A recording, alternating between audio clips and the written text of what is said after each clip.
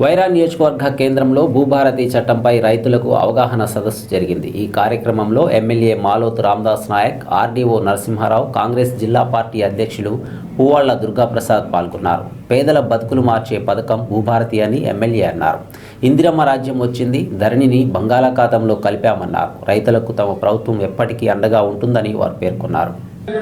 వీటన్నిటిని దృష్టిలో పెట్టుకొని మీకు అనుకూలంగా, రైతులకి అనుకూలంగా ఈ చట్టం, ఈ భూమి, ఈ హక్కు మనకి ఎట్లా ఉపయోగపడుతుందో ఆ రకంగా చేసుకోవడం కోసమే రాష్ట్ర వ్యాప్తంగా అవగాహన సదస్సులు జరుగుతున్నాయి.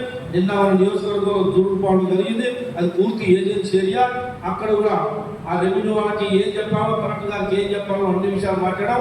ఇక్కడ ఎందుకంటే అంతా నాన్ ట్రైబ్స్ కాబట్టి ఏజెన్సీ ఇబ్బంది లేదు కాబట్టి చాలా చక్కగా మన భూములకు భద్రత కల్పించవచ్చు. ఎంఆర్ఓ గారు, ఆర్డీఓ గారు ఇబ్బంది ఏం లేదు.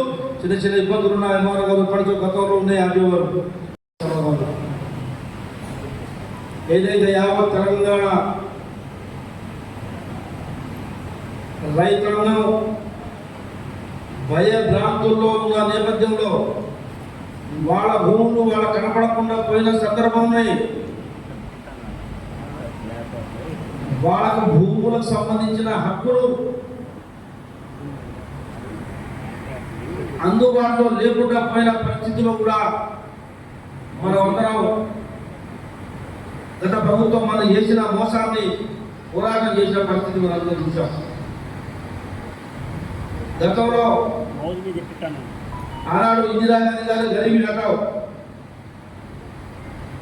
రాజీవ్ గాంధీ గారు, పివి నరసింహరావు గారు, రాజశేఖర్ రెడ్డి గారు, వీరందరూ కూడా చిన్న చితక పేద రైతాంగానికి సంబంధించిన భూములని భద్రంగా ఉండాలనే చట్టాలు, రెవెన్యూ చట్టాలునే దాని నమూనా పట్టా పాస్ పుస్తకాలు మహనీయులు